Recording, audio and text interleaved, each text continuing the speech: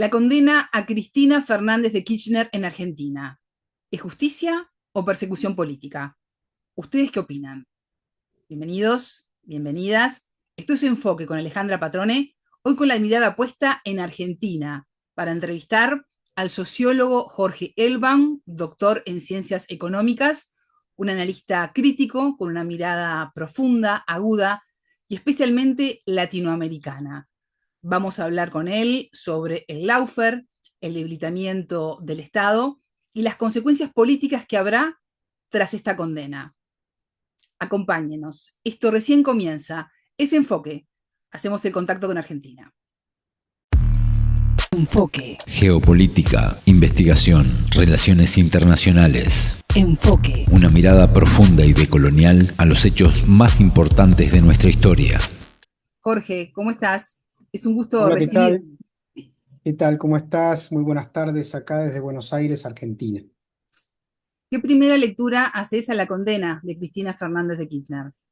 Bueno, un despropósito, el resultado de una criminalización, de un lawfare, de una politización brutal de la justicia, orientada básicamente a impedir que sea candidata y también a buscar el desmembramiento de lo que acá en Argentina llamamos el Movimiento Nacional y Popular, que conjuga distintas tradiciones progresistas, de izquierda, nacionalistas, etcétera, y que le han brindado al pueblo argentino los mejores años.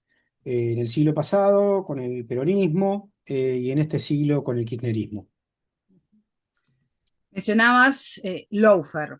¿Considerás que hay un debilitamiento del Poder Judicial o por el contrario un fortalecimiento del Poder Judicial como actor político? A ver, si uno mira con perspectiva regional, se da cuenta que esto no es una casualidad doméstica. Los procesos de judicialización de la política se están dando desde, curiosamente, que la década ganada, a partir básicamente de la elección de Chávez en 1999, unidos a los poderes corporativos mediáticos, han instaurado un modelo de limitación a la democratización social que hemos visto, tanto en Venezuela, por supuesto, en Brasil, con la destitución de Dilma Rousseff, el encarcelamiento de Lula, la persecución de Rafael Correa, el encarcelamiento de su vicepresidente Glass, el golpe de Estado también con amparo judicial en Honduras y luego también en Bolivia, la persecución judicial que se está haciendo en la actualidad también contra Petro y que se hizo en su momento contra Andrés Manuel López Obrador.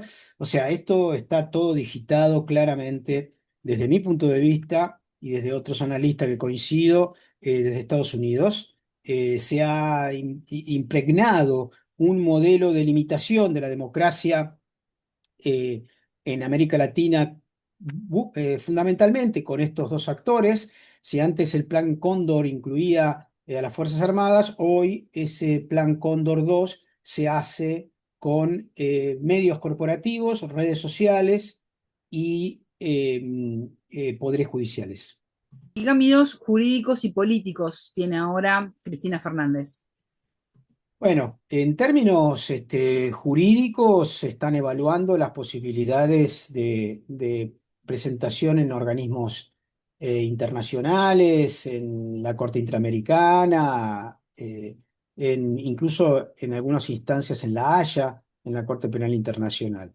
Pero más allá de eso, desde mi punto de vista, creo que esto se resuelve políticamente con un pueblo movilizado que, como ya pasó en otros momentos de la historia argentina, ponga límites a la brutalidad fascista que estamos viviendo en nuestro país, y a partir de que la crisis económica que se va a dar sí o sí, porque se está viviendo una economía ficticia basada en brutal endeudamiento cotidiano, digamos, ya desde que asumió el gobierno Javier Milei, más o menos un año y medio, ya hay unos 50.000 millones de dólares de endeudamiento superior al recibido. Ahora se comprometieron a endeudarse en otros 9.000 millones de dólares.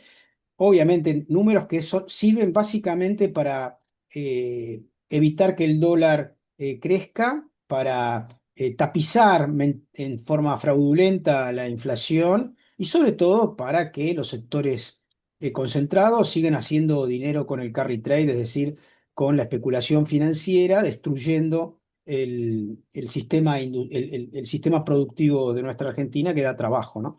Así que cuando esos melones se acomoden en este viaje económico-político, seguramente la respuesta frente a esta provocación del Partido Judicial va a tener otro escenario.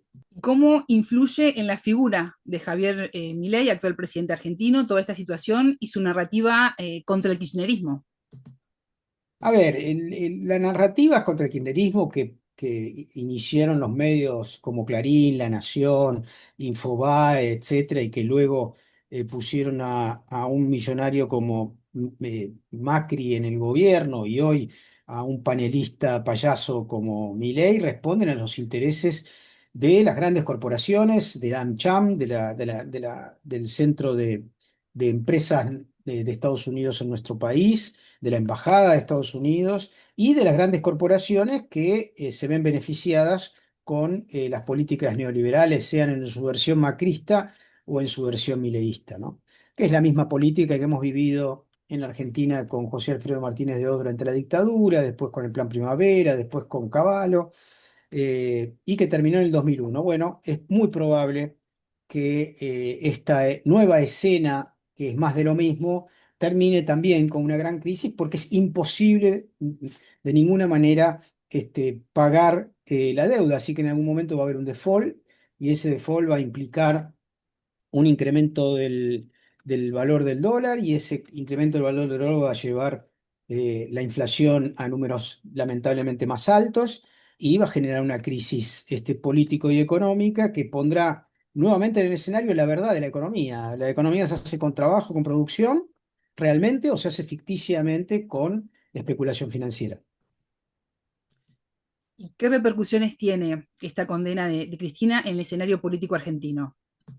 En principio, a muchos de los que nos sentimos parte, como es mi caso, del movimiento nacional y popular, es una profunda tristeza y una sensación de injusticia muy fuerte. En segundo término, hay miles y miles de compatriotas en este momento movilizados en todo el país con una indignación muy fuerte que se muestra en corte de calles, de avenidas, de rutas, de tomas de facultades, etcétera, pero que creo que son solamente el indicio inicial de lo que va a ir sucediendo en nuestro país a medida de que se desenmascare en la falsedad de este proyecto político-económico que solo trae hambre, desocupación, desindustrialización a los trabajadores de nuestro país. Cuando los trabajadores de nuestro país, muchos de los cuales votaron a Milei, sin duda, tomen conciencia de que este proyecto de país es una transferencia de riqueza desde los más pobres hacia los más ricos, ahí van a nuevamente a enojarse como corresponde y hacer lo que hemos hecho en la Argentina durante años, movilizarnos y pedir y exigir, como a principio de 1810, que las autoridades nos den una explicación. Queremos saber qué pasa y de alguna manera cambiar la orientación de la historia futura de nuestro país. En base a ese descontento social que estás mencionando, Jorge, ¿puede la figura de Cristina revitalizarse con esta situación? ¿Puede haber un revés para lo que quiere Milei? Ya, la realidad es que Cristina, hasta antes de esta condena, tenía casi un tercio o más de la representatividad política de nuestro país.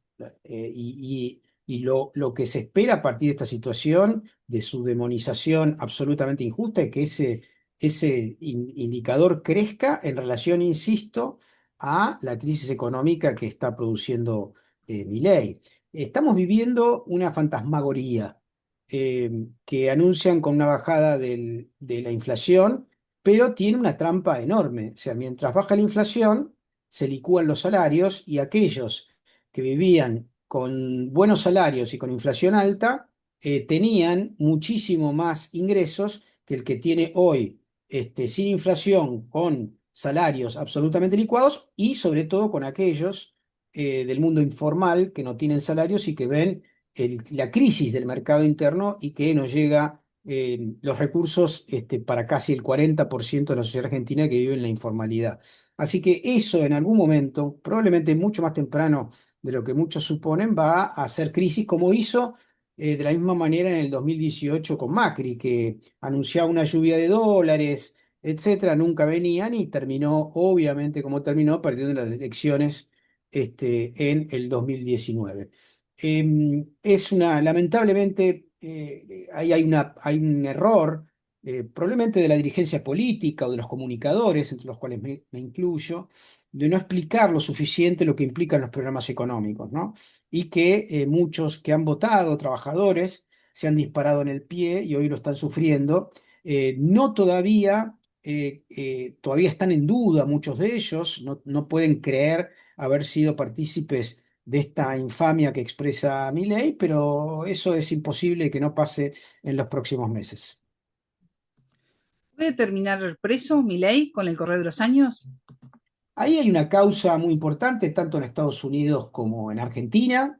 Es probable que la de Estados Unidos tenga muchísimo más viabilidad que la local, que está amañada en el marco del partido judicial, pero como hay estafados de distintos países del mundo, casi por 250 millones de dólares, es muy probable que pueda haber un proceso de indagatoria en algún momento respecto al presidente argentino. El presidente argentino es una persona con desorden emocional indudable, que esto ha sido evaluado de esta manera incluso por los asesores estadounidenses de Donald Trump,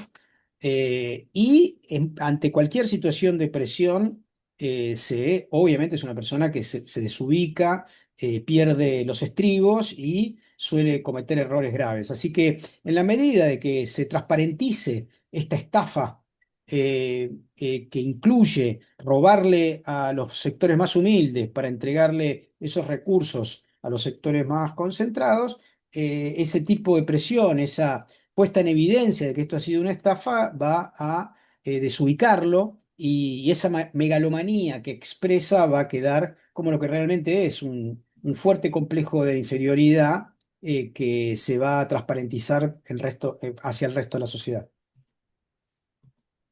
Destacabas al comienzo de la entrevista la incidencia de Estados Unidos en los casos de lawfare en América Latina, pero ¿quién sostiene en esta crisis tan abrumadora para Argentina a Javier Milei? En este momento, estos mismos sectores, la AmCham, que es la Cámara de Comercio argentino-estadounidense, que pidió la detención de Cristina hace muy poco tiempo, como si fuese un actor político local, la embajada directamente, que lo ha dicho en su momento, que hay que, digamos, civilizar a este país sacando el salvajismo de lo que expresa el peronismo. Y quienes sostienen hoy son los sectores financieros, los sectores energéticos que están haciendo mucho dinero, los sectores mineros, esas tres áreas, esos tres segmentos, dos de ellos, uno de ellos financiero directamente y dos productivos de materias primas y un poco, si se quiere, también el mundo agrícola, exportador de soja, son los sectores que no dan empleo. Ese es el otro tema clave. Es decir, estos sectores que acabo de decir expresan el 3-4% del empleo real. El gran empleo de Argentina formal es la industria, y la industria la están destruyendo con el dólar pisado, porque conviene comprar en Brasil, en Chile, incluso en Uruguay, antes de que fabricar acá. Situación que va generando un incremento pausado, pero persistente, de despidos, de cierres de empresas y de incremento de la desocupación. Cuando eso empieza a derramar en los barrios populares y se tome conciencia de que ese es el resultado, básicamente, de este programa económico, ahí los trabajadores y trabajadoras argentinos van a tomar conciencia de que este es un gobierno de la estafa y del enriquecimiento ilícito a costa del trabajo argentino. ¿Qué nos dice esto que tú nos estás relatando sobre el estado de la democracia argentina? A ver, la democracia argentina, y sobre todo después de lo que pasó con Cristina Fernández de Kirchner, está en terapia intensiva. No hay poder judicial. Si esto le pasó a quien fue dos veces presidenta, una vez vicepresidenta, senadora, diputada, que dirige además el partido más importante de la Argentina, que es el Partido Justicialista, el resto de los mortales argentinos estamos absolutamente, carecemos de garantías constitucionales y gracias, obviamente, a un partido judicial que se mete en la política electoral e incluso condena cuando se están armando las listas. La realidad es que hay un proceso de deterioro clave eh, del sistema institucional, de las garantías, se condena a alguien sin revisar una causa. Esto es inédito. Una causa tan importante, cuando se pide una revisión por parte de la Corte Suprema, nunca se deja de lado, incluso en la historia argentina. Hay la apelación a esto de, bueno, hay profusa prueba y con eso alcanza, marche preso. Eso en una causa tan importante que además no hay pruebas. Yo leí la causa, es toda una realmente es un escándalo, es un escándalo. Hubo delitos de una persona que era conocida del presidente de Néstor Kirchner y de Cristina. Es como que un primo mío, que es conocido mío, hable por teléfono de vez en cuando conmigo, sea un delincuente, yo me entere por los diarios que es un delincuente porque hace facturas truchas y me culpabilizan a mí por ser el primo. Digo, y acá ni siquiera había un parentesco, ¿no? Pero eso es lo que sucedió. Utilizaron el caso de Baez y simplemente de una evasión fiscal para, digamos, acusar a otra habitante de Río Gallego, en su momento, como Baez, para culpabilizarla. Y armaron una causa escandalosa en la época de Macri. Recordemos, la causa de vialidad la armó el secretario de Energía en aquel momento, Iguacel, que hoy curiosamente, vaya a saber cómo, se le asignó los derechos petroleros de una empresa a partir del macrismo. Así que esto es tan escandaloso que cualquier persona autónoma de cualquier poder judicial de cualquier país del mundo se toma el trabajo de revisar la causa y queda espantado. Estos son los juicios que armaban el Poder Judicial de Alemania nazi para justificar los crímenes atroces.